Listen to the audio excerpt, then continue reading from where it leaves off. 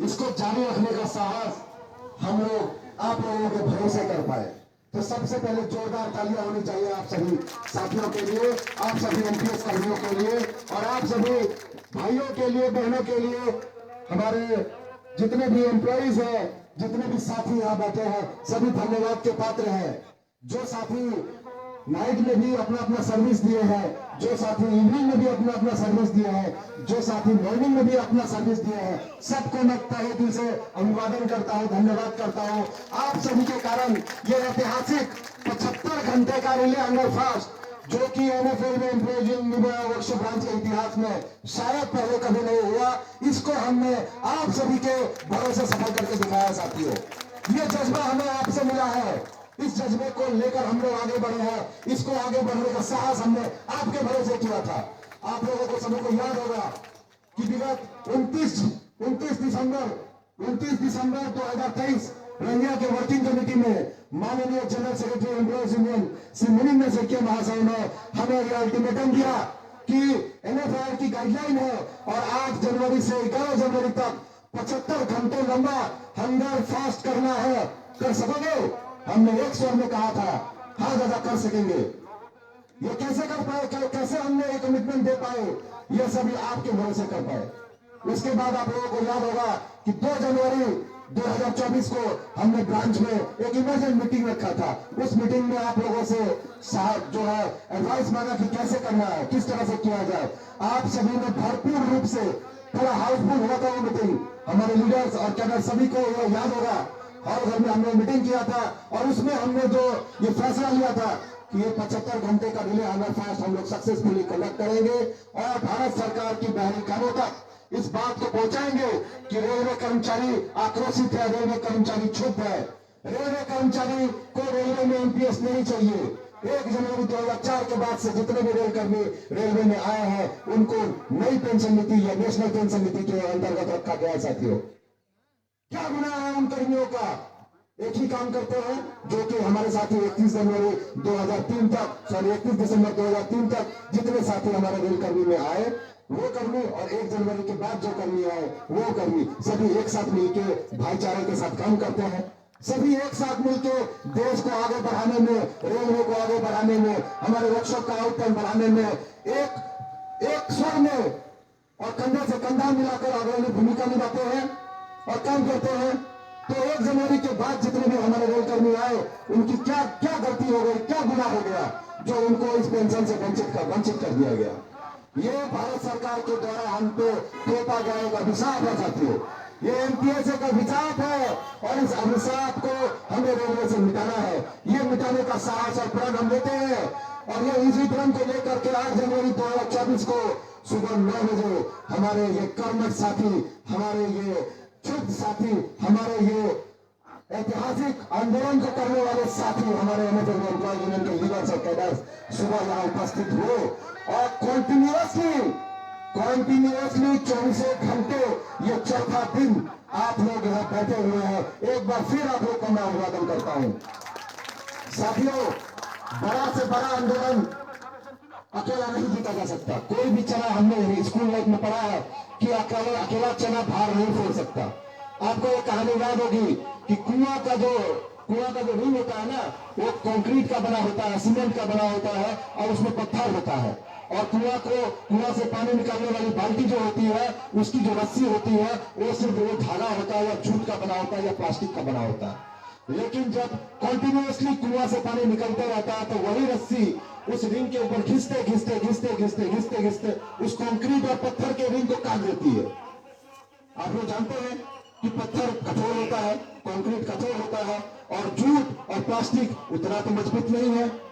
तो यही बात है, भारत सरकार मजबूत है, हम कमजोर है, हमारे रेल कर्मी कमजोर है, लेकिन ये कमजोर रेल कर्मी, ये भूखा रेल कर्मी, ये एमपीएस का कर्मी जैसे उस कुआं का रिंग को वो रस्सी काट सकता है, हम भी भारत सरकार का ये जो एमपीएस का नीति है उसको काट सकते हैं और उसको रेलवे से खत्म कर सकते हैं।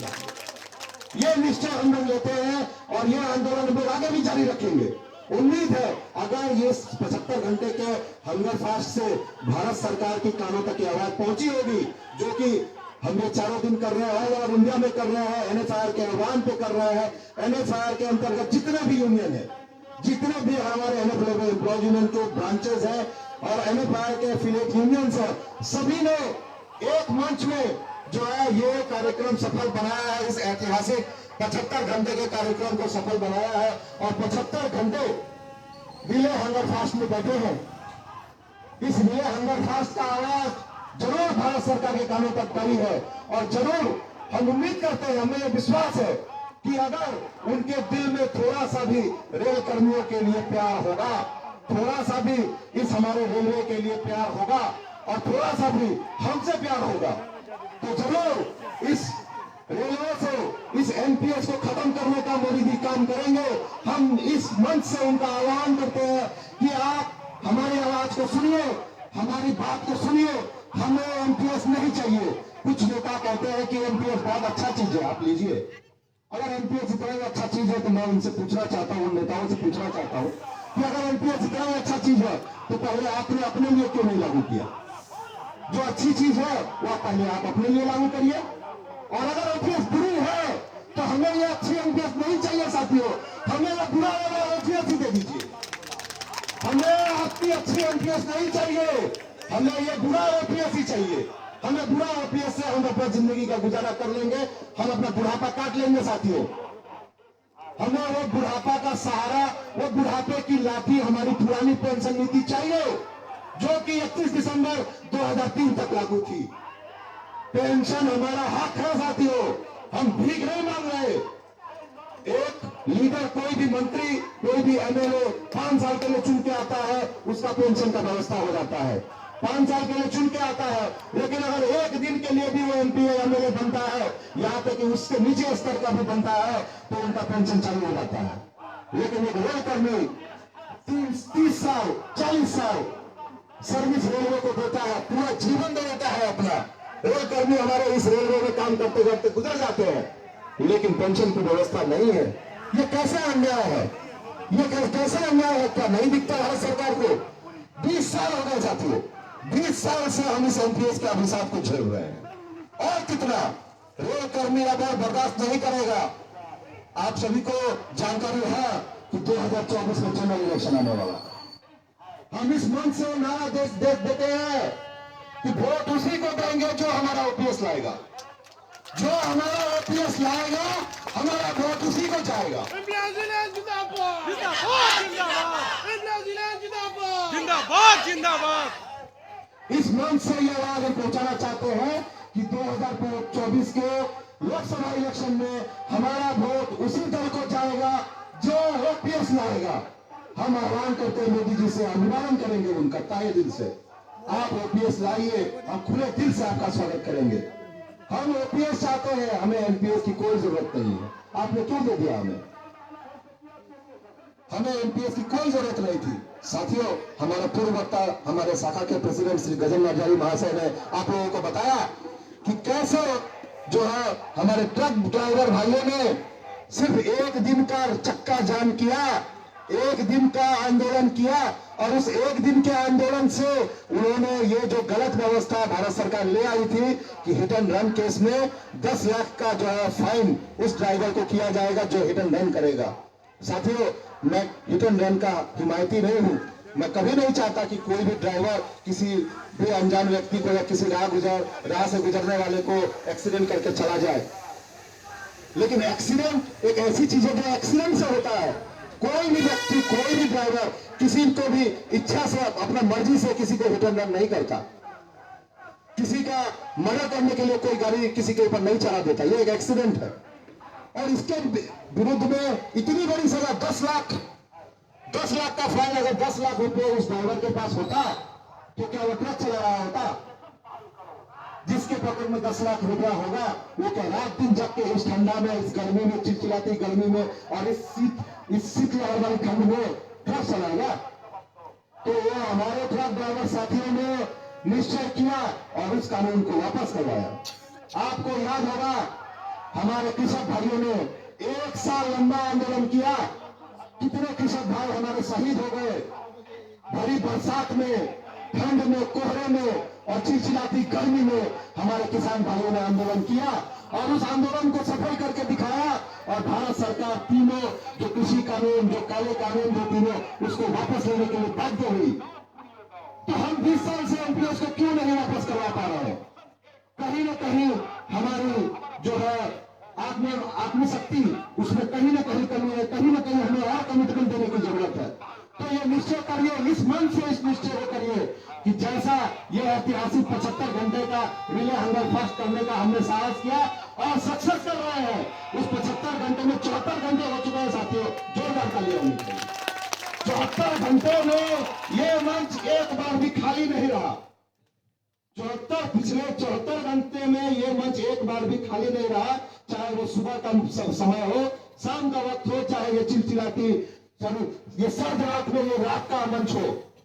ये जो एनएफएल एम्प्लॉयज यूनियन का स्टेज है वो खाली नहीं रहा और एनएफएल एम्प्लॉयज यूनियन ही ये वादा करता है कि रेलवे में ओपीएस को वापस लाएगा। रेलवे से एमपीएस को खत्म कोई करवा पाएगा तो हमारे डॉक्टर एम रघुवैया और हमारे मुनिंदर सैकिया जी के सिवा और कोई नहीं कर पाएगा और किसी में साहस ही नहीं है, क्योंकि एनएफएल एम्प्लॉयज यूनियन जो करती है, जो वादा करती है, वो करके दिखाती है। हम लोग न झूठा प्रचार करते हैं, न दिखावा करते हैं, न दिखावे के लिए अनशन पे बैठते हैं। है कुछ लोग जो दिखावे के लिए भी बैठ जाते हैं, जब 75 घंटे बैठ नहीं पाते हैं तो दिखावा के लिए एक दिन बैठ जाते हैं। मैं नाम नहीं लेना चाहूंगा इस मंच से उनका, लेकिन दिखावा आज का रेलकर्मी जो है उसका आंख है, आज का रेलकर्मी शिक्षित है, आज का रेलकर्मी जागरूक है और जागरूक लोग को आप भटका नहीं सकते, आप जागरूक लोग को मिसगाइड नहीं कर सकते। दिखावा कौन कर रहा है वो भी आपको दिख रहा है और 75 घंटे से कौन बैठा है वो भी आपको दिख रहा है। कौन एमपीएस को वापस लाएगा वो भी आप जानते हैं और किसका नेता, लॉ ओवर इंडिया का नेता, दिवंगत नेता एमपीएस का कास्ट में बैठा हुआ था वो भी आपको मालूम है। आप लोग अपना अपना नेट खोल के देख लीजिए किस संगठन का और इंडिया का प्रेसिडेंट जो है उस एमपीएस ट्रस्ट का 2011-12 का आप एनुअल रिपोर्ट एमपीएस ट्रस्ट का सीरियल नंबर 5 देख लीजिए। एमपीएस ट्रस्ट आप लोग अपने अपने मोबाइल में डाउनलोड करिए, एमपीएस ट्रस्ट का एनुअल रिपोर्ट 2011-12 और उसका बोर्ड ऑफ ट्रस्टीज का सीरियल नंबर 5 देख लीजिए। क्या नाम लिखा हुआ है? उमरान और पुरोहित लिखा होगा और उस उमरान और पुरोहित दिवंगत नेता है, मैं उनका अपमान नहीं करना चाहूंगा, लेकिन उस उमरान और पुरोहित जी ने जो उस एमपीएस के अंदर रह के काम किया, ये लोग एमपीएस के खिलाफ होते हैं, एमपीएस के खिलाफ लोग जाकर एमपीएस के बोर्ड में शामिल थे और आप एमपीएस के खिलाफ आज लोगों को मिसगाइड कर रहे हैं। आज का रेलकर्मी जागरूक दिखता है लोग को। कितना दिन दुर्भग बनाइएगा, कितना दिन दुर्भग बनाइएगा, एक दिन बनाइएगा, 2 दिन बनाइएगा, तीसरा दिन हर कोई जागरूक है, हर कोई जानता है। न हम किसी को दुर्भग बना सकते हैं, किसी को मूर्ख बना सकते हैं, न कोई और बना सकता है। झूठा प्रचार और झूठा दिखावा करने वाला करता रहेगा, एनएफएल में एमपीएस यूनियन आगे बढ़ता रहेगा और एमपीएस को खत्म करके रहेगा, ओपीएस को वापस लाता रहेगा।